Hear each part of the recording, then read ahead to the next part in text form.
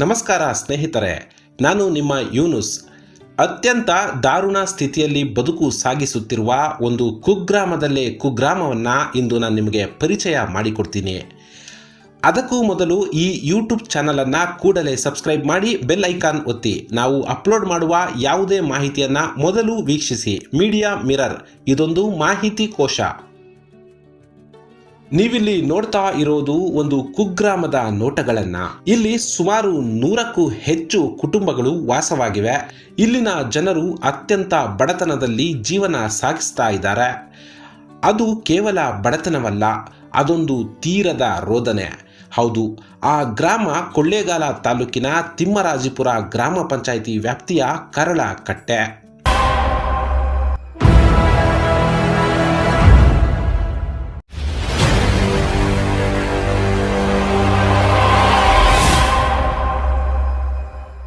ಐತಿಹಾಸಿಕ ಹಿನ್ನೆಲೆ ಹೊಂದಿರುವ ಧಾರ್ಮಿಕ ಕ್ಷೇತ್ರವಾದ ಕುರುಬನಕಟ್ಟೆಯಿಂದ ಸುಮಾರು 2 ಕಿಲೋಮೀಟರ್ ದೂರದಲ್ಲಿದೆ ಈ ಗ್ರಾಮ.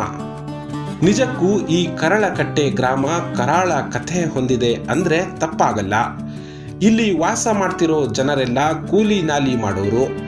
ಜಮೀನುಗಳಲ್ಲಿ ಕಳೆ ಕೀಳ್ತಾರೆ, ಕುರಿ ಮೇಯಿಸ್ಕೊಂಡು ಬದುಕ್ತಾರೆ, ದನ ಕರು ಸಾಕ್ತಾರೆ. ಇವುಗಳನ್ನ ಬಿಟ್ರೆ ಇವರಿಗೆ ಬೇರೇನು ಕೆಲಸ ಇಲ್ಲ.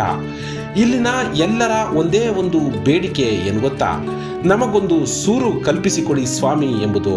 ಹೀಗಂತ ಬಹಳ ವರ್ಷಗಳಿಂದ ಮನೆ ನಿರ್ಮಿಸಿ ಕೊಡಿ ಅಂತ ಕೂಗು ಹಾಕ್ತಾ ಇದ್ದಾರೆ.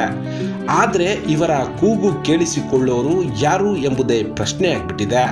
ಹೌದು, ಗೋಡೆಗಳೆಲ್ಲ ಬಿರುಕು, ಅಡ್ಡಾದಿಡ್ಡಿ ಜೋಡಿಸಿರೋ ಹೆಂಚುಗಳ ಮುರುಕಲು ಚೋಪಡಿಗಳು, ಆಗಲೋ ಈಗಲೋ ಬೀಳುವಂತಿರುವ ತೀರಾ ಹಳೆ ಮನೆಗಳಲ್ಲಿ ಬಡಪಾಯಿ ಜನಗಳ ಬದುಕು ಸಾಗ್ತಿದೆ.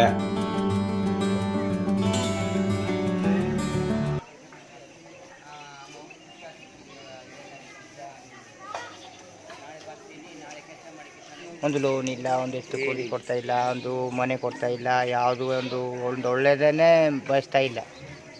ಏನು ಕೇಳಿದ್ರು ನಮ್ಗೆ ಕೊಡೋರು ಇಲ್ಲ. ಅಧಿಕಾರಿಗಳು ಕೇಳಿದ್ರೆ ಅಲ್ಲ ಮೇಲ್ಮಟ್ಟವು ಕೇಳಪ್ಪ, ಅವ್ರು ಕೊಡಪ್ಪ, ತವಿಸ್ಕೋಗಪ್ಪ, ನೀವು ಓಟ್ ಹಾಕಿ ಅಂತ ಕೇಳೋದು ಮಾತ್ರ. ಓಟ್ ಮಾತ್ರ ಹಾಕ್ಸ್ಕೋತಾರೆ, ನಮಗೂ ಮತ್ತೆ ಏನು ಕೊಡಲ್ಲ. ಇಷ್ಟು ಮಾತ್ರ.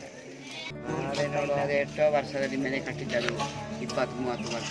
ಮನೆಗಳಿದ್ದೆ ಬೇಕಾದಷ್ಟು ಕಷ್ಟ ಕಷ್ಟ ಆಗಿತ್ತು. ಎಲ್ಲ ಮಳೆ ಬಂದರೆ, ಮಳೆ ಗಾಳಿ ಬಂದರೆ ಭಾಳ ಕಷ್ಟ ತೊಂದರೆ ಅನುಭವಿಸ್ತಾ ಇದ್ದೀನಿ. ಯಾರು ಕೇಳಿದ್ರು ಕೊಡ್ತಾನೆ ಇಲ್ಲ, ಕಷ್ಟದಲ್ಲಿ ನಾಲ್ಕು. ಇಲ್ಲಿ ಇರೋ ಜನಗಳು ಏನೇನು ಕೆಲಸ ಮಾಡಕ್ಕೆ ಹೋಗ್ತಾರೆ? ಅದೇ ಕೂಲಿ ಕೆಲಸ.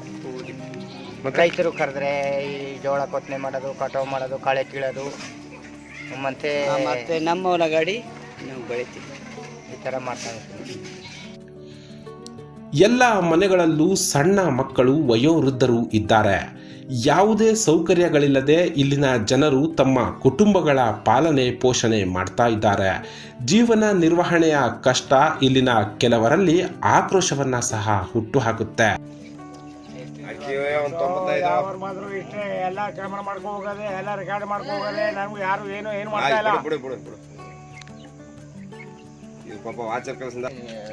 ನಮ್ದೇನಿಲ್ಲ, ನಮಗೇನು ಸೌಲಭ್ಯ ಏನಿಲ್ಲ, ಯಾವುದು ಏನು ತೊಂದರೆ ಏನಿಲ್ಲ. ಆದರೆ ಸರ್ಕಾರದಿಂದ ನಮಗೇನು ಸೌಲಭ್ಯ ಇಲ್ಲ, ಯಾವುದು ಕೊಡ್ತಾ ಇಲ್ಲ. ಯಾವುದು ಯಾರು ಬಂದರೂ ಇಷ್ಟೇ ನಿರ್ಮೂಲ. ಆದರೆ ಒಂದು ಮಾಡ್ಕೋತಿದ್ದೀರಿ ಅಷ್ಟೇ. ಮತ್ತೆ ಇನ್ನು ಮತ್ತೆ ನಮಗೆ ಯಾವುದು ಸೌಲಭ್ಯ ಯಾವುದು ಸಿಗ್ತಾ ಇಲ್ಲ, ಯಾವುದೂ ಇಲ್ಲ.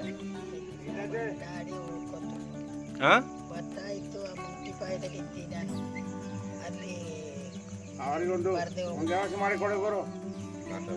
ಆಗ ಮನೆಗೆ ಕುಂತ್ಕೊಳ್ಳೋಕ್ಕೂ ಆಗೋದಿಲ್ಲ. ನೀನು ನಡೆ ಮಾಡಲಿ, ಹೋಗಿ ನಿಂತ್ಕೊಂಡು ಹೇಳಮ್ಮ.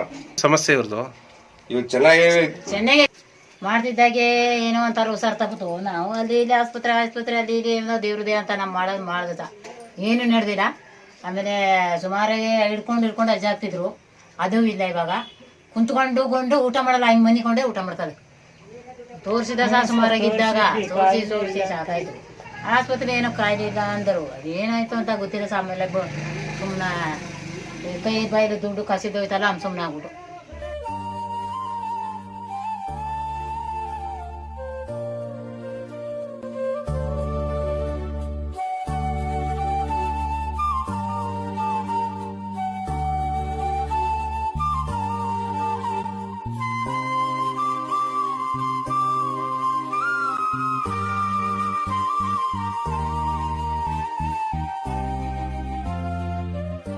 ಗ್ರಾಮದಲ್ಲಿ ಸ್ವಚ್ಛತೆ ಸಹ ಮರೀಚಿಕೆಯಾಗಿದೆ. ಒಂದಷ್ಟು ರಸ್ತೆಗಳ ನಿರ್ಮಾಣ ಆಗಿದೆ ಬಿಟ್ಟರೆ ಸೂಕ್ತ ಚರಂಡಿಗಳಿಲ್ಲ. ಹರಿಯಬೇಕಾದ ನೀರಿನಲ್ಲಿ ಕಸ ಕಡ್ಡಿ ತುಂಬಿಕೊಂಡು ಗಬ್ಬೆದ್ದು ನಾರುತ್ತೆ. ಇದರಿಂದ ಸೊಳ್ಳೆಗಳು ಹೆಚ್ಚಾಗಿದ್ದು ಅನಾರೋಗ್ಯದ ಆತಂಕ ಇಲ್ಲಿ ಸಾಮಾನ್ಯ. ಈ ಕರಳಕಟ್ಟೆ ಗ್ರಾಮಸ್ಥರಲ್ಲಿ ನಿತ್ಯದ ಒಂದು ಆತಂಕ ಇದೆ. ಇದು ಈಗಿನದ್ದಲ್ಲ, ಬಹಳ ಹಿಂದಿನದು. ಹೌದು, ಬೆಟ್ಟಗುಡ್ಡಗಳ ತಪ್ಪಲಿನಲ್ಲಿರುವ ಈ ಗ್ರಾಮಕ್ಕೆ ಆಗಾಗ ಕಾಡಾನೆಗಳು ಹಾವಳಿ ಇಡುತ್ತಲೇ ಇರ್ತವೆ. ಹಗಲು ರಾತ್ರಿ ಅನ್ನದೇ ಕಾಟ ಕೊಡುತ್ತಲೇ ಇರ್ತವೆ. ಕಾಡಾನೆಗಳ ದಾಳಿಗೆ ಗ್ರಾಮಸ್ಥರು ನಲುಗಿ ಹೋಗಿದ್ದಾರೆ. ಈ ಬಗ್ಗೆ ಎಷ್ಟೇ ಕೇಳಿಕೊಂಡ್ರೂ ಏನೂ ಪ್ರಯೋಜನ ಇಲ್ಲ ಅಂತಾರೆ ಇಲ್ಲಿನ ಜನರು. ಜಮೀನಿಂದು ಕಷ್ಟ, ಆನೆಗಳು ತುಂಬ ತೊಂದರೆ ಮಾಡ್ತವೆ. ನೋಡ, ಬೆಳೆ ಹಾಕಿದರೆ ಎಲ್ಲ ನೋಡು ಎಲ್ಲ ಗುಳ್ಳೆ ಬಂದು ಎಕ್ಕೆ ಎಸೆತವೆ. ನಮ್ಮನ್ನು ಸಾಯಿಸೋ ಹುಡ್ತಿತ್ತು, ಅಂಟನೇ ಬಂದು ಮೆಕ್ಕೆತ್ತು ಹುಡ್ತು. ನಾವು ದೇವರಿದ್ದೀವಿ, ಭಗವಂತ ಕಾಪಾಡ್ದ. ಅದರಿಂದ ನಾವು ಕಡೆಗಿನಿಲ್ಲ ಗುಳ್ಳ ಒಂದು ಸೈಡಲ್ಲಿ ಹೊಂಟೋಯ್ತು, ಮೆಕ್ಕೆತ್ತು ಹುಟ್ಟು. ಆಮೇಲೆ ಜಮೀನೆಲ್ಲ ಕಿತ್ತು ಎಲ್ಲ ಸಿಕ್ಕಾಪಟ್ಟೆ ಕೂಳೆ ಮಾಡ್ತವೆ, ಭಾರಿ ಗಲಾಟೆ ಮಾಡ್ತವೆ. ನಾವು ಜೀವನ ಮಾಡೋದೇ ಭಾರಿ ಕಷ್ಟ. ಈ ಥರದೆಲ್ಲ ಹುಡ್ಲು. ಒಟ್ಟಾರೆ ಸೂಕ್ತ ಸೂರಿಲ್ಲದೆ ಬಡತನದ ಬೇಗೆಯಲ್ಲಿ ದಿನನಿತ್ಯ ಆತಂಕದಲ್ಲಿ ಬದುಕುತ್ತಿರುವ ಈ ಜನರ ಬಗ್ಗೆ ದಯೆ ತೋರಲು ಯಾರಾದರೂ ಮುಂದಾಗಬೇಕಿದೆ. ಇವರ ಗಂಟಲ ಕೂಗನ್ನ ಸರ್ಕಾರಕ್ಕೆ ಮುಟ್ಟಿಸೋಣ ಎಂದು ಈ ಕರಾಳ ಕಥೆಯನ್ನ ನಿಮ್ಮ ಮುಂದೆ ಇರಿಸಿದ್ದೇನೆ. ಇದನ್ನ ಸರ್ಕಾರಕ್ಕೆ ತಲುಪಿಸುವಲ್ಲಿ ನಿಮ್ಮ ಪಾಲು ಸಹ ಇರಲಿ. ಈ ಜನರ ನೋವಿಗೆ ಸ್ಪಂದಿಸಿ ಎಂದು ಹೇಳುವ ಮಾಹಿತಿ ಕೋಶ ಮೀಡಿಯಾ ಮಿರರ್ನಿಂದ ನಾನು ಯೂನುಸ್. ನಮಸ್ಕಾರ.